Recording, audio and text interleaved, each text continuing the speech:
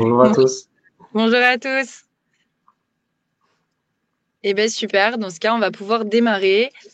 Ravi en tout cas que vous ayez pu prendre du temps aujourd'hui pour assister à ce webinaire. L'idée, c'est évidemment qu'on puisse discuter ensemble des enjeux de gestion de trésorerie et plus particulièrement de la solution Agicap et de son interconnectivité avec NetSuite et finalement tout un tas d'autres outils. Laurent, je te laisse peut-être Oui, prendre donc le champ. effectivement, bonjour à tous, merci de vous être connectés. Voilà, comme disait Florian, aujourd'hui, le but du jeu, c'est donc de vous montrer une overview, en tout cas, du produit Agicap pour ceux qui ne le connaissent pas.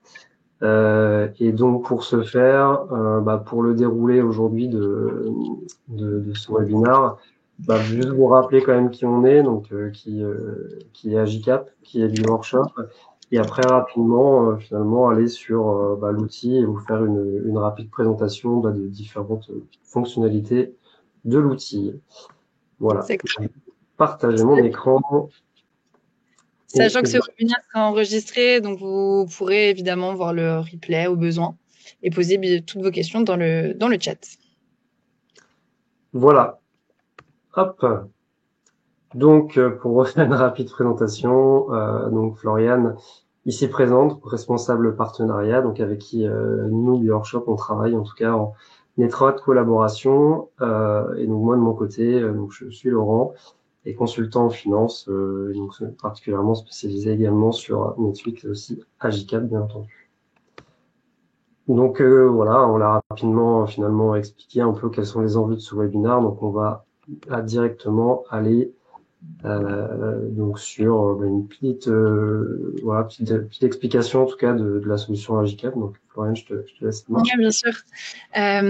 Déjà, qui sommes-nous Agicap, on est donc numéro un de la gestion de trésorerie pour PME et ETI en Europe.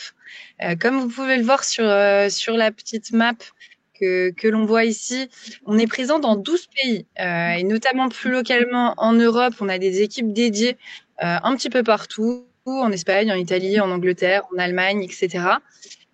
Plus récemment, on a ouvert les États-Unis. Donc, pour tous ceux qui auraient potentiellement même des filiales à l'étranger, ça peut être intéressant parce qu'on a des équipes en local qui peuvent accompagner aussi ces filiales-là. Et puis, de manière générale, surtout, ce qui est intéressant, c'est qu'aujourd'hui, on couvre finalement quasiment l'ensemble des banques dans le monde. On est plus de 600 chez Agicap, donc répartis un petit peu partout et puis dans diverses équipes. C'est intéressant de le mentionner simplement parce que l'outil continue à évoluer beaucoup, notamment sur la base des retours de nos clients, de nos partenaires,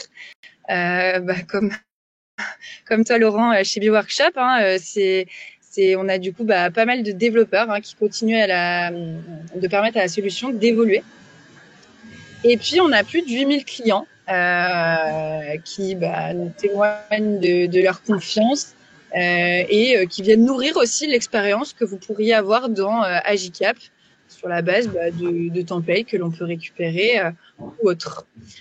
On a plus de 150 partenariats commerciaux et technologiques. Pourquoi c'est intéressant? Sur un sujet plutôt de connectivité cette fois, c'est-à-dire on a la possibilité, quoi qu'il arrive, de connecter tous vos outils, bien évidemment NetSuite, JDE, mais aussi si vous avez d'autres outils, il y aura une possibilité de faire une passerelle avec ces derniers. Ensuite, je te laisse peut-être passer, Laurent. Hop. Donc voilà, vous avez une slide qui reprend un petit peu ce qu'on s'est dit. Aujourd'hui, on connecte les principaux éditeurs. On a des partenariats solides dont Biworkshop évidemment fait partie, mais aussi avec des banques et des cabinets de conseil que vous pouvez voir sur la slide. Et puis, pourquoi est-ce qu'on s'est développé aussi vite et qu'on continue de se développer? C'est parce qu'on a effectué plusieurs levées de fonds, dont une dernière récemment, dont le but est justement de continuer cette amélioration dans l'interconnectivité entre les outils. Donc, c'est vraiment le partenariat aussi qui est au cœur de nos projets à venir. Ce qu'il faut retenir d'Agicap, et ça, Laurent vous le montrera plus en détail ensuite, c'est qu'IGCAP est une solution modulaire. Donc, non seulement on va avoir plusieurs product lines principales, mais au sein de ces product lines, on peut également bien faire un choix par rapport aux fonctionnalités que l'on souhaiterait avoir. C'est pas un package global, c'est vraiment en fonction de vos besoins. On fait une solution 100% sur mesure. Au cœur de ce que l'on va proposer, ça va être tout ce qui va être lié à la communication bancaire, donc tout ce qui va être connectivité avec les banques, lien avec l'ERP et paiement. Ensuite, on va retrouver tout ce qui va être lié à la gestion de trésorerie, plutôt court terme, moyen terme, avec un prévisionnel à 13 semaines, et puis aussi un aspect plus long terme avec tout ce qui va être suivi des prévisions, des budgets, modélisation, analyse justement de cette donnée, gestion de la dette, gestion des investissements, et pour aller finalement beaucoup plus loin sur ces thèmes-là. Et puis 2 autres product lines que vous voyez juste en dessous, qui sont la gestion des factures fournisseurs avec possibilité de dématérialiser les factures et d'avoir un workflow de validation. Et puis la gestion des recouvrements avec une possibilité d'automatiser tout ce qui va être lié justement au recouvrement et à la relance client. Donc intéressant aussi pour tout ce qui va être analyse, puisque on pourra l'imputer ensuite aussi au suivi de trésorerie. Ça, on pourra le voir un petit peu plus en détail. Et finalement, toutes ces product lines, on les retrouve sous format très visuel avec toutes les fonctionnalités liées plutôt au reporting et à l'analytics. Très bien. Merci. Donc, je vais reprendre la main. Donc, rapidement, je vais vous représenter qui est BioWorkshop, même si pour la plupart, je pense que vous savez qui on est. BioWorkshop, aujourd'hui, donc ça fait plus de 10 ans maintenant que cette société existe, et le but au début, c'était donc de faire de l'intégration ERP, donc notamment avec un JDE, et rapidement a été ouvert donc l'intégration sur un autre ERP, Oracle NetSuite. Et le but également a été de pouvoir essayer d'accompagner nos clients justement sur un spectre plus large. Et donc on a commencé à attaquer justement d'autres solutions qui sont pas ou peu gérées finalement par les ERP. Donc à savoir tout ce qui est dématérialisation de factures, donc notamment avec un partenariat avec Esker. Et bien entendu, ce qui nous intéresse ici aujourd'hui, tout ce qui est TMS, donc gestion de trésorerie, avec un partenariat aujourd'hui qu'on dispose avec Agicap. Donc voilà, donc que dire sur BioWorkshop? Donc c'est une société qui va vous accompagner finalement dans vos projets informatiques, sur toutes les solutions aujourd'hui sur lesquelles en tout cas on est formé et partenaire de ces éditeurs. Maintenant, alors est-ce que tu veux dire un mot de ça maintenant, Floriane, avant de démarrer la démonstration? Ouais, exactement. En fait, finalement, le partenariat BioWorkshop, je crois qu'il y a une slide juste après, Laurent, que tu peux mettre. Le partenariat BioWorkshop et Agicap, il fait vraiment sens parce que finalement, les prévisions de trésorerie, c'est quelque chose qui est au cœur de bien des préoccupations des entreprises. Notamment, on a mené une étude il y a peu de temps de ça, une étude assez conséquente qui nous a permis d'avoir des insights assez intéressants sur justement les préoccupations des DAF et des directions générales par rapport à ces questions-là. Et on s'est rendu compte d'un sujet assez, du moins c'est les conclusions de cette étude, c'est que finalement près de 30% des PME ETI manquent de prévision et de trésorerie fiable, voire n'en font pas. Donc il y a 3 défis majeurs qui se distinguent. Le premier, c'est la sous-estimation des coûts opérationnels, puisque les entreprises ont finalement souvent du mal à anticiper les variations de dépenses imprévues, telles que des fluctuations de prix de matières premières, des hausses soudaines de coûts énergétiques. Et finalement, il y a des écarts importants entre les prévisions établies et les coûts réels. Et puis, les processus d'approbation et de contrôle des dépenses ne sont finalement généralement pas assez stricts dans les entreprises. Deuxième défi, ça va être la complexité croissante des entreprises, à savoir des entreprises qui opèrent sur plusieurs marchés à travers des entités juridiques multiples. Donc pour consolider les flux de trésorerie, ça devient extrêmement difficile, en particulier si elles souhaitent le faire en temps réel. Deuxièmement, dès lors que y a un nombre d'entités juridiques qui augmente, forcément la fiabilité des prévisions décroît. Et selon l'étude, elle décroît même de 17 points. Donc en fait, seul un tiers des ETI impose à leurs filiales de faire systématiquement des prévisions de trésorerie. Et troisième défi, c'est l'utilisation d'outils obsolètes. C'est-à-dire que de nombreuses entreprises continuent aujourd'hui de s'appuyer sur Excel ou alors sur des briques qui sont malheureusement pas assez, pas suffisantes dans les ERP concernant la gestion de trésorerie. Et ça devient compliqué parce que il y a pas forcément, il y a des fonctionnalités limitées, il peut y avoir des erreurs et surtout ça empêche d'aller finalement plus loin dans l'analyse et complique justement les prises de décision par rapport à ces éléments-là. Voilà pour ma part, je pense que tu peux peut-être, Laurent, passer à la démonstration. C'est ça, effectivement. Merci. Comme dit au début, hein, le but du jeu aujourd'hui, donc c'est vraiment de vous donner déjà un premier aperçu, en tout cas de ce qu'est Agicap comme solution. Et bien entendu, si ça vous intéresse et si vous voulez justement creuser certains sujets, on est là pour après pouvoir répondre à vos questions et justement potentiellement vous donner plus d'éléments par rapport à vous cas précis qui seront peut-être pas forcément abordés aujourd'hui. Donc, je me connecte donc à Agicap, donc je suis sur un environnement de démonstration. Je préfère rappeler quand même comme vous voyez, hein, je suis connecté directement sur Google Chrome Internet, donc bien entendu ici on est sur une solution SaaS, donc ça c'est important de le mentionner. Donc quand on se connecte à Agicap, première chose que l'on voit apparaître, c'est justement ce tableau de trésorerie qui finalement est très visuel et va vous permettre de pouvoir analyser assez facilement déjà vos éléments. Donc pour bien comprendre aujourd'hui ce que vous pouvez disposer comme éléments sur ce tableau, bien entendu vous allez retrouver en fait assez visuellement encore une fois tout ce qui est vert qui va représenter votre partie encaissement, tout ce qui est rouge qui va représenter votre partie de décaissement. Sur ça, on va finalement avoir trois notions, trois divisions on va dire de justement ces encaissements-décaissements avec dans un premier temps ce que vous voyez finalement en couleur rouge ou vert foncé, tout ce qui est le réalisé. Donc, bien entendu, qui dit réalisé bancaire et donc les informations que vous venez récupérer en automatique de vos banques. Ensuite, on a un deuxième statut, on appelle le statut engagé, qui lui va être plutôt ce que vous allez recevoir typiquement de votre ERP, avec des balances AG fournisseurs clients. Donc, c'est vraiment des dépenses ou des recettes que vous êtes amené à recevoir de par justement vos différentes échéances tiers. Et ensuite, donc, on a une deuxième partie qui, elle, pour le coup, est assurée, qui va vraiment correspondre à votre prévisionnel. Et donc, tout ce qui ne fait pas aujourd'hui partie de justement vos engagés, vous allez pouvoir l'anticiper et donc être capable derrière de pouvoir justement comprendre quelle serait votre position de trésorerie dans les jours, dans les mois à venir. Donc ici, ce tableau de trésorerie, on peut vraiment derrière venir le faire jouer de plusieurs manières. Donc ici, c'est une proposition encore une fois, et sur cette proposition, vous voyez que vous avez déjà quelle est votre trésorerie courante, quelle est la plage sur laquelle aujourd'hui vous souhaitez justement regarder votre position de trésorerie. Vous avez également possibilité de voir des scénarios, j'y reviens juste après. Et également, cette proposition aujourd'hui, vous voyez, c'est une vision mois par mois. On pourrait très bien avoir cette vision à ce niveau.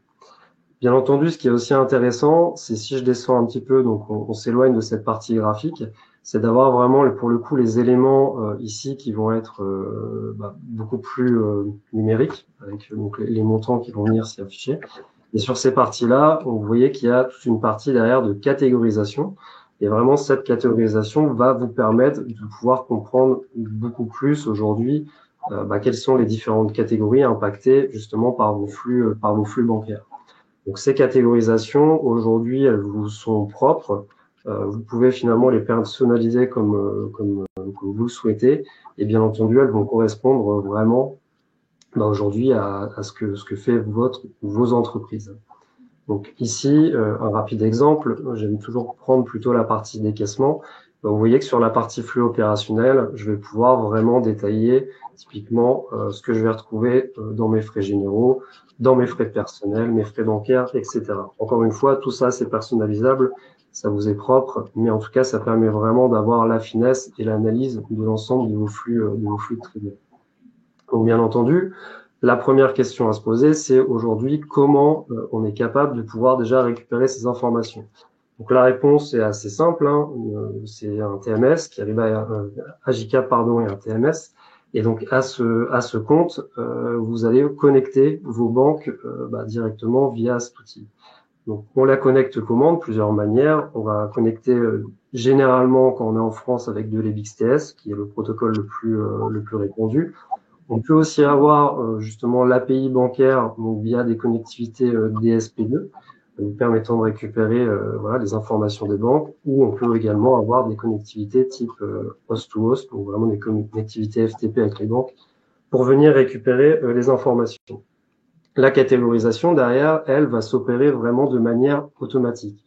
Sur cet écran, je vous montre rapidement quels sont les ensembles, les réalisés bancaires que vous récupérez. Donc, c'est vraiment l'image de vos relevés de compte qui vont vraiment être catégorisés, encore une fois, de manière automatique tous les jours.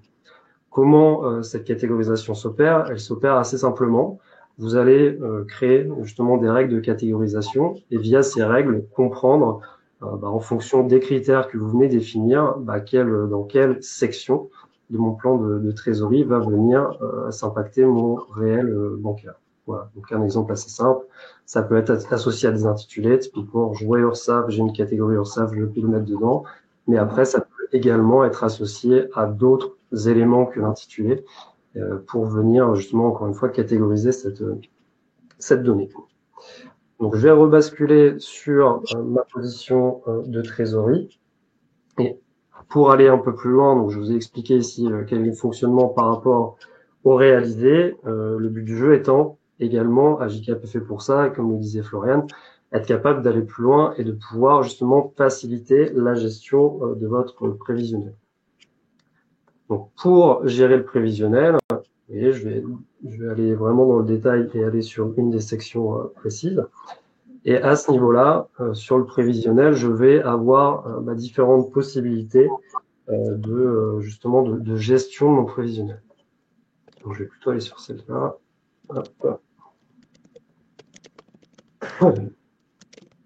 Je ne vois pas ce que je veux voir, mais c'est pas très grave. Sur ce prévisionnel, j'ai plusieurs manières de le faire. Donc, c'est-à-dire plusieurs méthodes. Donc, la première méthode que je vais pouvoir trouver, c'est une méthode récurrente. Donc, c'est-à-dire être capable de répéter dans le temps, sur les mois ou les semaines à venir, justement un montant qui va venir se répéter de manière récurrente. Donc ça, c'est une première possibilité. J'ai ensuite possibilité, si je le souhaite, d'avoir des propositions basées sur le réalisé. Donc bien entendu, on va pouvoir indiquer que par rapport au flux réalisé sur les 3 mois, les 3 derniers mois, les 6 derniers mois, que justement AJCAP vienne me proposer justement un prévisionnel basé sur l'analyse de mon passé. On peut également avoir donc des prévisionnels qui vont être basés plutôt sur une catégorie. Donc ici, on va prendre en compte les données d'une catégorie, ou d'une autre catégorie de votre plan de trésorerie, et venir refaire un calcul par rapport à ces catégories. Typiquement, ce que vous allez retrouver plutôt sur la partie RH, justement entre le découpage paye, URSSAF, et donc être capable de pouvoir faire des calculs automatiques et donc définir ce prévisionnel sur ces catégories. Et enfin, sur des aspects un peu plus techniques, pour le coup, on peut aussi tout à fait configurer certaines formules en prenant différents éléments du plan de trésorerie. Le but du jeu n'est pas de vous montrer ça aujourd'hui, mais en tout cas, comprenez qu'on peut aussi faire des choses beaucoup plus complexes également, et pourtant avec du paramétrage assez simple.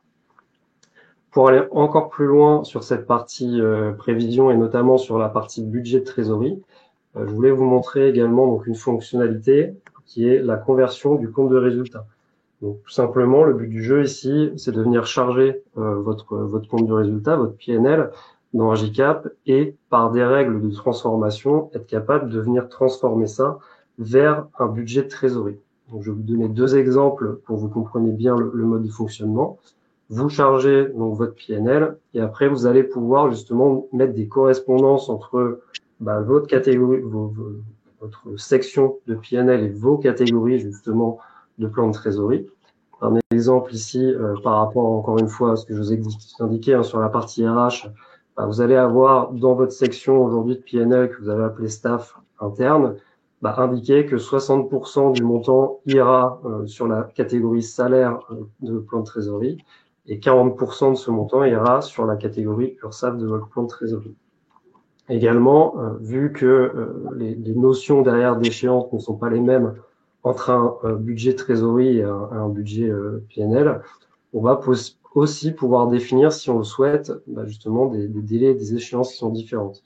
Ici, vous voyez, sur la partie, pour le coup, revenu, vous allez définir que, selon votre business, donc c'est le cas présent ici, 25% de vos encaissements clients vont arriver finalement à 80% à 40 jours et à 20% à 60 jours.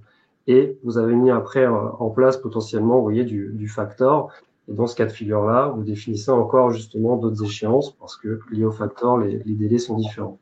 Donc voilà, le but du jeu ici, c'est vraiment que vous puissiez transformer encore une fois votre PNL en budget de trésorerie. Et donc après, encore une fois, fiabiliser encore plus justement l'aspect prévisionnel de votre plan de trésorerie. Lié à ça, une fois qu'on a mis donc en place les connexions aux banques pour récupérer et réaliser, et également justement toute l'automatisation associée à ce prévisionnel, bien entendu, vous allez pouvoir analyser et comparer votre vision prévisionnelle versus votre vision réelle. Donc, vous avez plusieurs moyens de le faire. Ici, c'est un exemple avec un tableau qui vous montre donc finalement l'avancement de votre budget par rapport au réel. Et donc ici, vous pouvez comprendre finalement quelles sont les sections sur lesquelles vous êtes justement cohérent ou non, à savoir ici le montant que vous avez défini est finalement le même que le montant réalisé. Là où, par exemple, ici en octobre 2024, vous voyez que sur la partie investissement, pour le coup, vous avez un écart entre justement le réalisé et le prévisionnel. Et donc après, charge à vous de venir justement réadapter vos prévisions en prenant en compte ces variations pour être encore une fois au plus juste par rapport à vos estimations. Également, si on veut aller encore plus loin dans l'analyse, on peut très bien finalement avoir des tendances et donc, comme je vous l'avais dit rapidement au début, mettre en place des scénarios. Donc le but du scénario, c'est vraiment de pouvoir simuler et essayer de comprendre quel serait l'impact de tel ou tel scénario justement sur ma trésorerie. Donc ici, un exemple assez simple, c'est par exemple une hausse salariale de 15%. Donc si vous faites ça, bien entendu, vous allez jouer ici dans le tableau et venir impacter cette hausse salariale de 15%. Donc ça reste très visuel, comme vous voyez, quand je clique sur le scénario, on comprend tout de suite par un code couleur qu'est-ce que je souhaite simuler avec la descriptif en haut. Et vous voyez que toutes les cases qui ont justement cette couleur qui correspond à la couleur de mon scénario, finalement sont mises en valeur. Et donc on va tout de suite comprendre quelles sont les choses sur lesquelles justement le montant a été ajusté pour venir simuler ce scénario. Donc après, bien entendu, via ces scénarios, on va être capable de pouvoir comparer le réel avec justement le scénario mis en œuvre et comprendre les variations et voir si justement c'est des scénarios qui sont réalistes ou non et potentiellement donc prendre des décisions suite à ça. Derrière, ce qu'il faut aussi comprendre, c'est que cette vision de votre plan de trésorerie, vous pouvez finalement en faire un peu ce que vous voulez. Donc là, le tableau que je vous montre depuis le début, c'est vraiment une vision complète de tous les comptes bancaires, de toutes les sociétés de votre entreprise. Vous pourriez très bien finalement avoir vocation à ne regarder qu'un seul compte, plusieurs comptes, une société, un groupe de sociétés. Donc c'est là où je veux en venir, c'est que vous avez cette vue consolidée qui après peut être finalement développée un peu à l'infini. Vous pouvez avoir autant de visions que vous le souhaitez.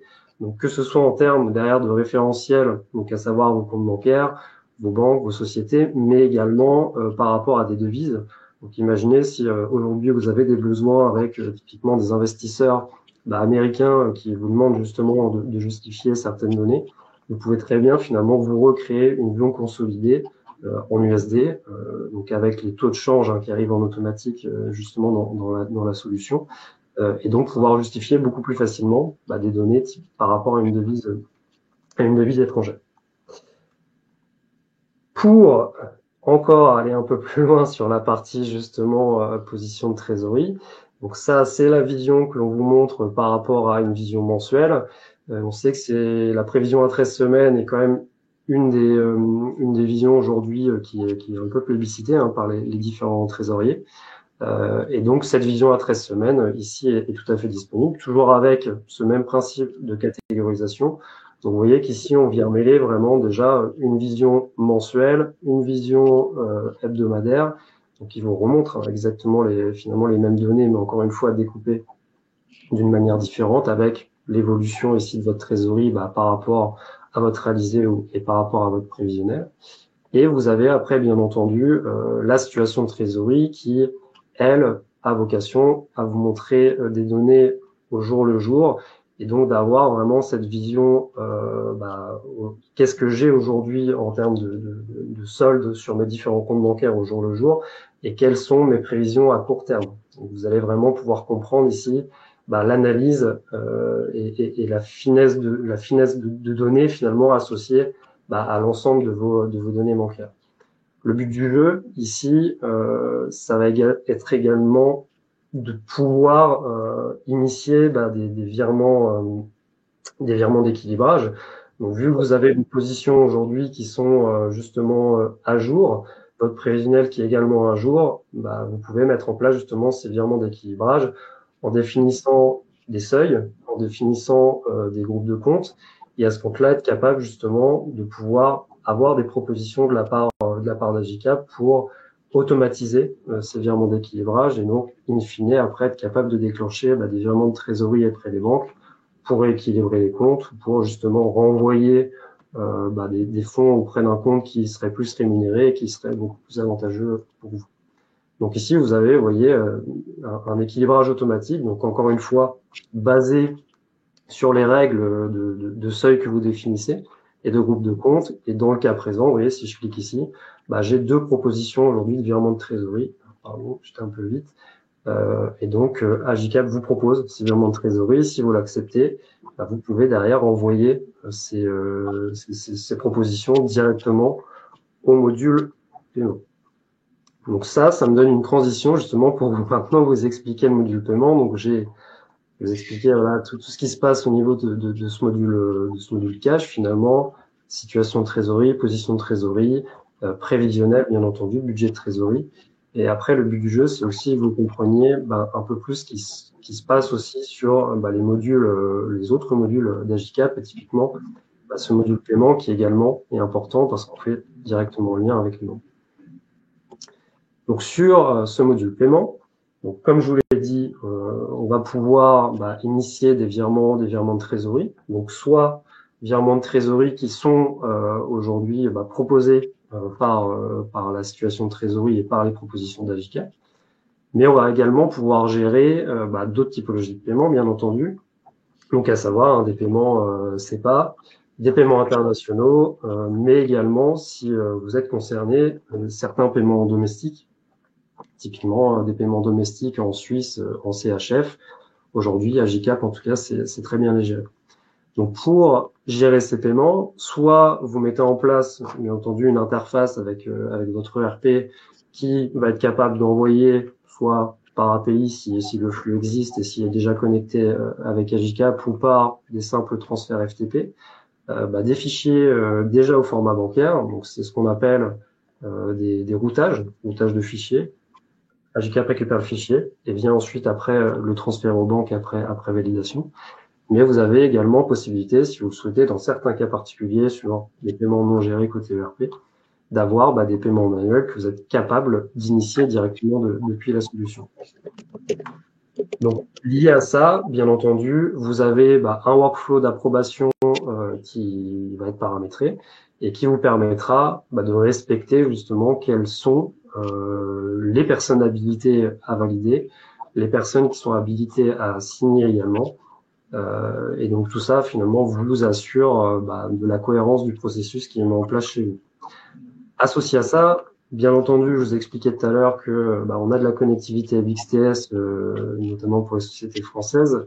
On va avoir ce principe de signature électronique avec une clé 3SKey permettant justement de pouvoir envoyer ces fichiers automatiquement à la banque. Et ce que je voulais également mentionner, c'est qu'il y a en tout cas une application mobile qui existe et qui vous permet aussi de pouvoir valider vos paiements directement depuis le téléphone. Donc après, attention, la validation 3SKey est toujours nécessaire dans de la connectivité BXTS, mais sachez que vous pouvez avoir quelqu'un qui valide sur le téléphone et une autre personne qui valide juste avec la clé 3SKey pour confirmer derrière le passage justement en banque de vos paiements. La dernière chose qui existe également, alors sur cet environnement de démonstration, j'ai pas grand-chose à vous montrer sur ce qui est envoyé à la banque s'il n'y a pas de connexion aux banques, mais sachez que il y a aussi des possibilités maintenant de récupérer des PSR, donc c'est des Payment Status Reports, pour comprendre directement dans un JCAP quel est le statut du paiement. On va en retrouver trois: un statut en cours, votre fichier est parti et en attente de récupération de la banque; un statut reçu par la banque vous confirme que le fichier est arrivé à bonne destination; et un statut rejeté par la banque. Donc si jamais il y a eu un problème, en tout cas, vous êtes directement averti via un statut au niveau de vos paiements qu'il y a eu un rejet. Donc là, charge à vous après de comprendre finalement quels sont les statuts de ce rejet. Donc voilà, donc un module paiement, je vous le répète, hein, qui en tout cas est important, encore une fois, pour faire le lien montant vers la banque et ensuite le lien descendant avec les relevés de compte sur la position de trésorerie. Et encore une fois, qui fiabilise un peu plus votre process et la connectivité bancaire. Maintenant, pour basculer sur un autre module, donc on a toute cette partie justement plutôt finance. Donc on va faire juste un rapide focus justement sur deux modules, à savoir le module gestion de la dette. Donc comme son nom l'indique, hein, le but du jeu, c'est tout simplement que vous puissiez y ajouter vos différentes dettes et pouvoir comprendre derrière l'impact également que vous avez au niveau de votre position de trésorerie. Donc par rapport à ces différents éléments de dette, bien entendu, vous allez y retrouver le suivi du capital, quels sont les intérêts qui vont être calculés par rapport justement à l'échéancier que vous avez défini auprès de la contrepartie, et quel est le capital restant dû. Donc ici, on va pouvoir y intégrer des intérêts qui sont fixes ou des intérêts derrière qui sont variables, avec la récupération de données de marché comme des taux Euribor qui vont également venir être récupérés en automatique directement de JCAP. Donc ça vous facilite le travail. Donc ici, vous avez plusieurs possibilités. Soit c'est vous qui venez importer justement votre dette et venez importer votre échéancier directement pour coller à ce que la banque vous a donné. Ou bien, de par les éléments constitutifs de votre dette, Agicap sera capable également de vous construire un échéancier par rapport aux conditions que vous avez pu passer avec l'établissement financier. Le but du jeu aussi, l'importance, encore une fois, pour refaire le lien avec le tableau de trésorerie que l'on a vu au début, c'est de vraiment comprendre l'impact derrière de vos dettes sur votre position de trésorerie. Donc ici, si je rebascule vraiment sur mon tableau initial, les prévisions associées aux échéances justement de vos dettes vont venir se répercuter en automatique sur le tableau de trésorerie. Donc ici, vous voyez que j'ai une ligne dette et sur cette ligne dette, les prévisions, comme c'est indiqué ici, viennent être générées automatiquement depuis le plan d'endettement. Ici, le plan d'endettement, c'est quoi? C'est ce que je vous ai montré justement juste auparavant. Donc ça, vous avez pu à le gérer manuellement. Juste renseigner finalement vos différentes dettes vous permettent après de fiabiliser tous ces éléments-là au niveau de votre prévisionnel dans votre tableau de trésorerie. Donc le pendant après des dettes, bien entendu, ça va être plutôt la partie placement. Même principe, hein, sur la partie placement, si vous venez les renseigner, ça va venir également se répercuter derrière sur votre tableau de trésorerie, donc sur le prévisionnel futur. Et ici, l'intérêt de ce module, c'est surtout de comprendre quel serait le montant que vous êtes capable de placer par rapport aujourd'hui à votre trésorerie disponible. Donc ici, vous avez un graphe qui vous montre justement quelle est votre trésorerie disponible sur les prochains mois, basé sur justement le prévisionnel que vous avez mis en place. Et Agicap vient vous proposer derrière quelles seraient justement les différentes opportunités d'investissement que vous pourriez faire avec un premier calcul de gain potentiel. Donc ici, les taux qui vous sont montrés, c'est les taux finalement moyens du marché pour tout ce qui est mise en place de à terme. Et donc le but du jeu ici, c'est vraiment que vous puissiez contrôler cet aspect-là, mais aussi comprendre que si vous avez du cash dormant, être capable justement de comprendre quel serait le gain potentiel et à l'utiliser, donc à le placer via ces comptes à terme-là. Donc bien entendu, lié à ça, vous définissez en amont un matelas de sécurité, c'est-à-dire vous ne voulez pas descendre justement en dessous d'un certain niveau. Et donc à ce compte-là, vous gardez quand même une certaine sécurité liée justement à ces placements, et donc vous vous assurez de toujours garder quand même un minimum de trésorerie, et donc de ne pas vous retrouver en difficulté avec des placements qui pour le coup ne seraient pas judicieux. Voilà. Derrière, pour finir avec toutes ces explications, parce que j'ai expliqué beaucoup de choses, il y a bien entendu tout ce qui est tableau de bord. Donc les tableaux de bord, c'est important, hein. Enfin, c'est toujours en tout cas ce qui va vous permettre d'avoir des synthèses par rapport à tous ces éléments que vous disposez dans l'outil. Donc plusieurs exemples. Les tableaux de bord, encore une fois, ça reste vraiment entièrement personnalisable. C'est très simple à mettre en place par rapport à toutes les données que vous pouvez disposer dans l'outil. Et vous voyez ici assez concrètement avoir un écart entre le réalisé et le prévisionnel. C'est ce que je vous ai montré auparavant. Donc ici, on est sur une vue beaucoup plus synthétique qui peut typiquement être pris en compte pour diffusion de rapports au sein justement de comités de direction. On peut aussi avoir donc d'autres tableaux de bord comme par exemple tout ce qui est plutôt frais bancaires. Donc si je veux comprendre quelles sont les banques qui aujourd'hui m'impactent le plus en termes de frais bancaires et donc celles avec lesquelles je dois le plus négocier, ici vous allez retrouver aussi l'analyse et être capable de comprendre que vous voyez sur cette partie-là, typiquement j'ai 39% de mes frais bancaires qui sont pris aujourd'hui par la Société Générale, là où la caisse d'épargne, ça ne représente que 5%. Donc après, vous pouvez aussi faire le comparatif par rapport au montant de vos flux. Et donc pour finir, je voulais aussi terminer cette présentation avec juste un rapide focus sur des modules que je ne vais pas vous présenter aujourd'hui parce qu'on n'a pas le temps, mais ça me paraissait important, toujours un peu dans cet aspect de toute façon, aussi de vous montrer la partie recouvrement client, et notamment l'association justement qu'il peut y avoir directement avec le délai de recouvrement des clients, le DSO. Et donc ici, vous allez vraiment avoir cette compréhension et finalement vérifier quel est votre DSO, et bien entendu être capable de pouvoir plus le maîtriser et donc tenter de le faire diminuer au maximum.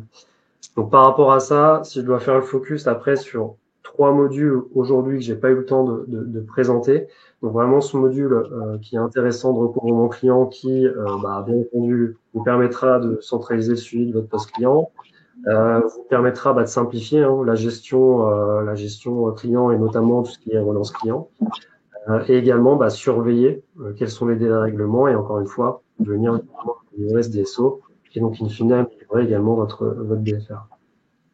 Un autre module derrière qui est aussi un module donc aujourd'hui plutôt associé à ce que je vous expliquais sur la partie paiement, qui lui va être plutôt lié à toutes les dématérialisations de factures, donc avec la possibilité de collecter ces factures fournisseurs, qu'elles soient lues compréhensibles par rapport à JCAP avec un OCR. On va pouvoir gérer tout ce qui est ce processus achat du bon de commande jusqu'au paiement fournisseur, tout est intégré ici. Et après avoir possibilité aussi de pouvoir faire de la pré-comptabilité. Donc s'il y a des besoins après de redescendre des comptabilités dans vos ERP liés à tous ces éléments gérés directement côté Agicap, Agicap prépare les écritures comptables et après vous pouvez les déverser dans votre ERP. Et enfin, un dernier petit focus, encore une fois, sur cette partie justement dépenses, donc qui est plutôt ce module spend management, dépenses par carte, qui a aussi son intérêt. Donc c'est vraiment le but du jeu, c'est de pouvoir faire vos paiements avec des cartes, comme son nom l'indique. Donc il y a un partenariat avec Agicap fait un partenariat avec une société pour vous mettre à disposition ces cartes. Et bien ici, après, ça vous permettra de pouvoir assez facilement justifier les dépenses. Les collaborateurs viennent, puis positionnent leurs différents justificatifs dans l'application. Mais ça vous donne aussi une vision assez claire aussi du budget. Et donc, vous pouvez gérer beaucoup plus facilement le budget de ces dépenses, notamment en comprenant les frais qui ont été engagés. Voilà. Et pour terminer, pareil, je pense que Florian a déjà dit, mais j'aime bien le répéter. Agicap sort quand même des fonctionnalités assez souvent. Il y a 2 releases qui sortent par mois, donc il faut toujours un peu être à l'écoute aussi et comprendre ce qui est nouveau, et ça bouge vraiment très vite. Donc en tout cas, c'est une solution qui bouge et qui qui innove voilà, régulièrement. Et Voilà. c'est pour ça que je me permets de rebondir sur ce que tu dis, Laurent. Si jamais certains points n'ont pas été évoqués, n'hésitez pas déjà à contacter Laurent pour qu'on puisse en discuter. Parce que, un, si ça se trouve, on n'a juste pas eu le temps. Et deux, si ça se trouve, c'est en cours finalement de développement. Donc, ça sera possible très bientôt. Donc voilà, n'hésitez pas à vous tourner vers Laurent pour qu'on puisse faire des démonstrations plus personnalisées. Là, c'est un vernis qu'il a pu vous montrer. Merci beaucoup, Laurent. Et puis, on va peut-être prendre la quelques minutes qui nous restent pour répondre aux deux questions, Pascal, que vous avez posées, notamment, je sais pas si tu les vois, Laurent, sur le côté. Notamment lié à la prévision de trésorerie. Est-ce que cette solution gère la TVA, IS, charges sociales, et dettes fiscales? Est-ce que tu veux répondre, Laurent, à ta place? Si la question c'est est-ce que ça gère les prévisions, comme j'ai indiqué, au final, l'aspect prévisionnel peut être géré par plusieurs manières. Donc oui, aujourd'hui ça pourra le gérer facilement. Donc soit justement en prenant en compte des éléments, typiquement d'autres catégories, donc de venir faire des calculs par rapport à des taux de TVA. Et si c'est des éléments aussi qui aujourd'hui peuvent être hérités typiquement d'un tableau PNL, encore une fois, on va pouvoir venir y positionner des règles et puis être capable de directement avoir des calculs basés sur l'import d'un budget PNL. Donc pour moi, oui, clairement la réponse est oui. Exactement. On peut totalement paramétrer un taux de TVA pour chacune des catégories de sous-catégories et comme tu l'as dit Laurent, venir enrichir les prévisions avec justement les différents éléments notamment liés à l'IS, aux charges sociales et dettes fiscales.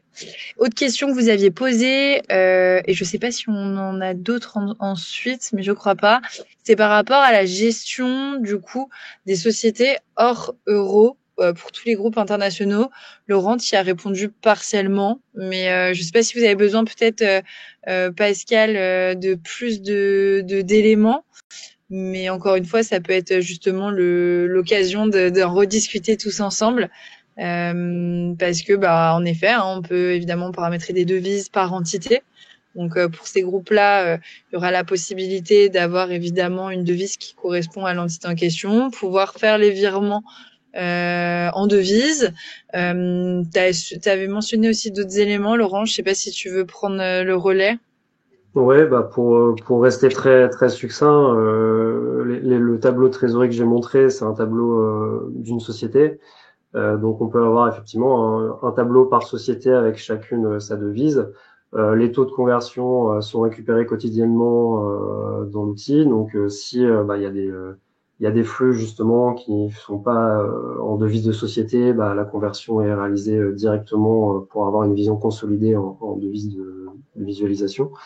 Et après, si on a besoin de faire des regroupements pour le coup de différentes sociétés dans différentes devises, on viendra choisir quelle est la devise de consolidation. Et encore une fois, de par les éléments de taux de conversion directement dans l'application, le calcul pourra se faire directement de par ces éléments récupérés auprès de fournisseurs de taux. Voilà. Est-ce que vous avez d'autres questions? Je sais pas d'ailleurs si ça se termine pas automatiquement. Non, c'est bon. Est-ce que vous avez pas par hasard d'autres questions ou sinon, on vous invite bien évidemment à nous contacter pour pouvoir peut-être aller plus loin dans la discussion et avoir une approche peut-être un petit peu plus spécifique. Moi, je vois pas les questions, donc je vous fais confiance. Ok, sur le côté, en fait, on avait quelques questions, c'est pour ça. Ok. Je crois pas qu'il y en ait davantage. Merci à toutes, en tout cas, et à tous pour votre participation. Et puis, à bientôt, peut-être, pour des échanges plus approfondis. Merci à vous. Merci, au revoir.